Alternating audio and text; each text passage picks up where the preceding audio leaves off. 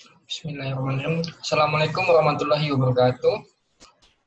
Kenalkan, nama saya Nur Juliandri dari Universitas Muhammadiyah Pontianak, program studi kesehatan masyarakat. Baiklah, di sini saya akan mereview jurnal dari mata kuliah Teknologi Pengembangan Media Komunikasi Kesehatan. Metodologi penyusunan program komunikasi kesehatan terdiri dari 5 langkah, yakni pertama yaitu assessment atau pengkajian. Analisa kebijakan komunikasi kesehatan apa yang sedang berjalan dari pemerintah. Terdiri dari kebijakan pemerintah tentang kesehatan saat ini, tentang isu-isu kesehatan yang sedang bergulir di tingkat nasional maupun internasional. Analisa kelembagaan mana yang sejauh ini berperan aktif, baik publik sektor, privat sektor, maupun NGO. Dan terdiri dari kompetisi, komitmen, pengaruh, cakupan, garap atau jangkauan, dan kontinuitas.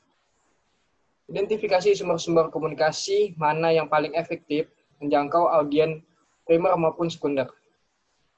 Data collecting sebagai informasi dalam perumusan program komunikasi kesehatan. Assessment pengkajian adalah langkah awal dari program komunikasi kesehatan. Tahap ini merupakan bagian terpenting dari seluruh program komunikasi kesehatan, di mana kunci keberhasilan program terletak pada sejauh mana tahap ini dirancang. Pada tahap ini yang dilakukan adalah menganalisis situasi masalah kesehatan dan profil audiens. Upaya sistematis harus dilakukan untuk mengidentifikasi masalah yang hendak ditanggulangi dengan cara yaitu mengumpulkan data dasar, membuat rumusan masalah, mencari akar masalah, serta prioritas masalah. Yang kedua yaitu plan ataupun perencanaan. Perencanaan meliputi yaitu menyusun pesan atau memilih media mana yang akan digunakan. Terus kegiatan-kegiatan ini disesuaikan dengan hasil analisis masalah dan kreatif karakteristik audiens yang sebelumnya telah dilakukan. Pesan atau message adalah formulasi ide atau konsep yang disampaikan oleh komunikator kepada audiens. Pesan disusun berdasarkan tujuan yang telah dibuat dan diharapkan dapat menarik perhatian, menimbulkan rasa percaya, dan merangsang kelompok sasaran untuk mengadopsinya. Tahapan yang ketiga yaitu prepare test atau pre-test. Pre-test adalah pengkajian bahan draft atau konsep dan pesan kepada perwakilan target audiens sebelum bahan tersebut diproduksi dalam bentuk final. Terdiri dari bahan komunikasi yang sebaiknya diuji coba adalah media atau saluran komunikasi, konsep, ide-ide, kemasan, dan simbol maupun slogan. Bertujuan untuk menghindari kesalahan dan meyakinkan bahwa materi dan media yang telah dikembangkan dapat menarik perhatian dan diterima kelompok sasaran.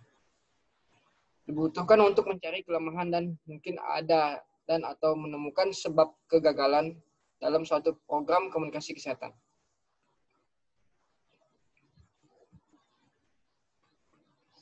Tahapan yang keempat yaitu deliver message,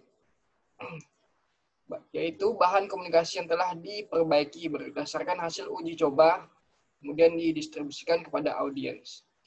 Yang meliputi dalam metodologi Healthcom, hasil pembelajaran di lapangan menunjukkan bahwa informasi yang dikomunikasikan melalui media massa perlu dimantapkan melalui komunikasi interpersonal yang sifatnya lebih persuasif sehingga mendorong sasaran untuk menerima perilaku baru.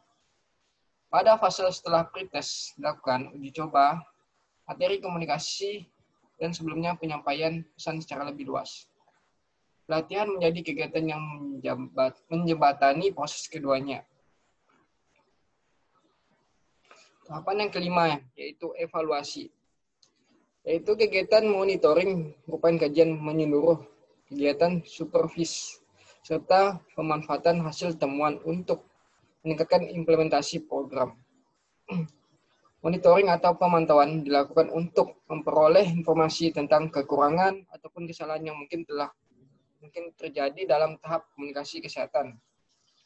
Informasi hasil pemantauan sebaiknya dapat diperoleh tepat waktu agar perbaikan dapat dilakukan sesegera mungkin sementara program komunikasi kesehatan terus berlangsung. Komponen yang dipantau pada pelaksana monitoring adalah logistik, interim efek, pengetahuan atau reaksi, perubahan perilaku, dan peningkatan status kesehatan. Selanjutnya yaitu landasan teori. Menurut MC Guer dalam jurnal Endah pada tahun 2015, teori komunikasi untuk persuasi menegaskan bahwa komunikasi dapat dipergunakan untuk mengubah sikap dan perilaku kesehatan yang secara langsung terkait dalam rantai kausal yang sama. Graf 1996. Efektivitas upaya komunikasi yang diberikan bergantung pada berbagai input ataupun stimulus serta output tanggapan stimulus. Variabel-variabel input meliputi sumber pesan, pesan itu sendiri, saluran penyampaian, dan karakteristik penerima dan tujuan pesan-pesan tersebut. Variabel-variabel output merujuk pada perubahan dalam faktor-faktor kognitif tertentu seperti pengetahuan, sikap, pembuatan keputusan, dan juga perilaku-perilaku yang dapat diobservasi. Mungkin cukup sekian review yang dapat saya sampaikan. Kurang lebihnya saya mohon maaf. Wabillahi taufiq wal hidayah. Wassalamualaikum warahmatullahi wabarakatuh.